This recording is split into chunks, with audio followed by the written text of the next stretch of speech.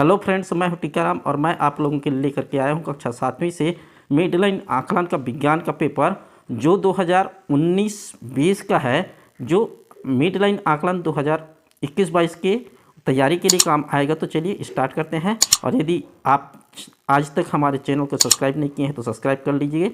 और इसका लिंक जो है, इसका PDF आप लोगों को टेलीग्राम ग्रुप में मिल जाएगा, जिसका डिस्क्रिप्शन नीचे में दी गया है। वहाँ से जा कर के इसका PDF फॉर्म आप डाउनलोड कर सकते हैं। तो चलिए, इसका पहला प्रश्न है, सही विकल्प का चयन करना है। ध्रुवी भालू का रंग सफ़ेद क्यों होता है? तो ध्रुवी भालू का रंग सफ़ेद इसलिए होता है क्योंकि सफ़ेद बर्फ पर इसे देखना कठिन हो, इसलिए सफ़ेद रंग का होता है। दूसरा, अग्निशामक यंत्र में प्रयुक्त होने वाला अम्ल कौन सा है? तो इसमें सल्फ्यूरिक अम्ल प्रयोग होता है। तीसरा है, मिट्टी के तेल में बर्फ डालने पर सही का स्थिति है। तो ये इसका आंसर है द। चौथा, ये चित्र जो दिखाया गया है तने की काट, इसमें जो है कौन सा ऑप्शन सही होगा? ये हमारा द ऑप्शन सही होगा। एक्स त्वची उत्तक, और वाई भरण उत्तक, और जेड जो है संवहन उत्तक है। लोहे की हथौड़े के ऊपर कागज लपेटकर आग पर रखने से कागज के नहीं जलने का कारण ऊष्मा के संचरण की कौन सी विधि सही है? तो इसमें चालन विधि सही है। सार्वजनिक स्थलों पर स्वच्छता प्रबंधन हेतु किन्हीं 2 अच्छी आदतों को लिखिए। तो इसका आंसर हो जाएगा, कूड़ा करकट निर्धारित स्थान पर फेंकना चाहिए, नलों के आसपास की स्वच्छता रखनी चाहिए, शौचालय का उपयोग करने के पश्चात उचित मात्रा में पानी डालना चाहिए। 7वां, लोहे की वस्तुओं पर पेंट या ग्रीस क्यों चढ़ाई जाती है? तो लोहा तथा लोहे से बनी वस्तुओं पर नम हवा के संपर्क में से जंग लग जाता है, जिसे संक्षारण कहते हैं। जंग लगना रासायनिक परिवर्तन है, जिसके कारण लोहे की वस्तुओं की बहुत अधिक हानि होती है। उन्हें बचाने के लिए पेंट या ग्रीस की परत चढ़ाई जाती है।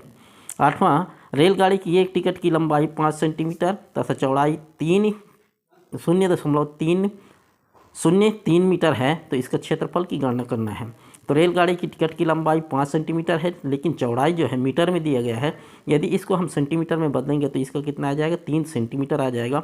100 से गुणा कर देंगे तो आयताकार टिकट का क्षेत्रफल बराबर हो जाता है लंबाई गुणित चौड़ाई, अर्थात 5 या 15 कर देंगे तो 15 वर्ग सेंटीमीटर इसका क्षेत्रफल निकल जाएगा, टिकट की क्षेत्रफल।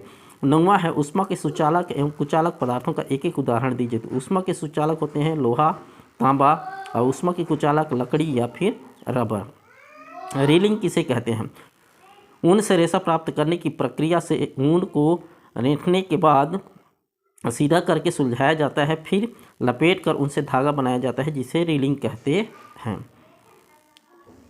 मानव गतिविधि से जल किस प्रकार प्रदूषित होता है? कोई 3 उदाहरण दीजिए। तो मानव के क्रियाकलाप नदी तालाबों में नहाने, कपड़े धोने, जानवरों तथा गाड़ी धोने से जल प्रदूषित होता है।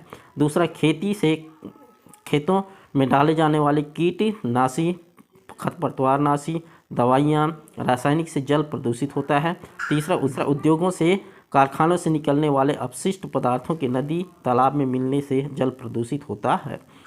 12वां है, दिए गए समीकरण के शब्द समीकरण में लिखना है।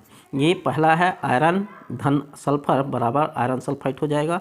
दूसरा, कार्बन धन ऑक्सीजन बराबर कार्बन डाइऑक्साइड हो जाएगा। और तीसरा, सल्फर धन ऑक्सीजन बराबर सल्फर डाइऑक्साइड हो जाएगा। 13 नंबर का प्रश्न है, ये चित्र जो दिख रहा है, ये पहला जो है चित्र, प्रश्न कहता है कि चित्र आ व स में विभिन्न प्रकार की पेशियां दर्शाया गया है। इन तीनों में पाए जाने वाला कोई एक एक अंतर एवं एक एक उदाहरण लिखना है। तो पहला है, ये ऐच्छिक पेशियां हैं।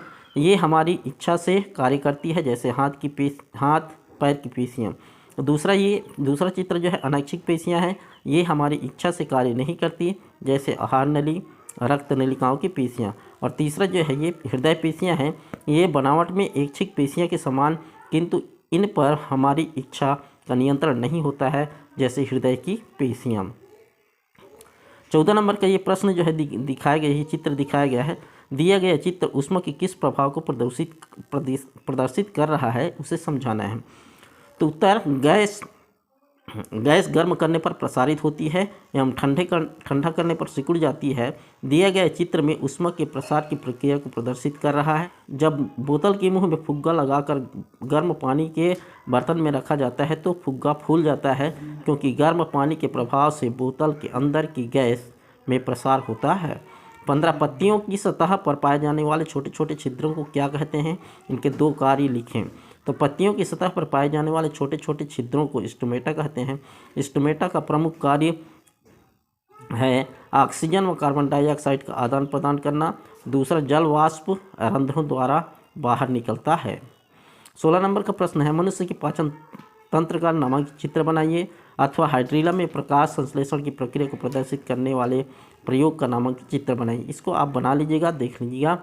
और 17वां प्रश्न है, अवतल दर्पण के सामने वस्तु को दर्पण के वक्रता केंद्र सी पर रखने पर बनने वाले प्रतिबिंब का आरेख बनाकर उनकी स्थिति, प्रकृति तथा आकार को लिखिए, अथवा चित्र द्वारा दर्शाइए कि आपतित किरण, परावर्तित किरण तथा आपतन बिंदु एक अभिलंब पर एक ही तल में होते हैं।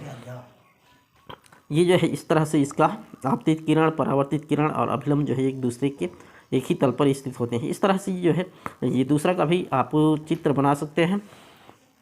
और ये प्रश्न उत्तर जो है हमारे मिड लाइन आकलन में बहुत ही काम आने वाले हैं। तो आशा है ये वीडियो आप लोगों को पसंद आया होगा, और पसंद आया होगा तो अपने दोस्तों के साथ शेयर कीजिए और एक लाइक कीजिए। और इसका PDF फॉर्म जो है टेलीग्राम के लिंक में जो दिया गया है नीचे, उसमें जा कर के डाउनलोड कर सकते हैं। धन्यवाद।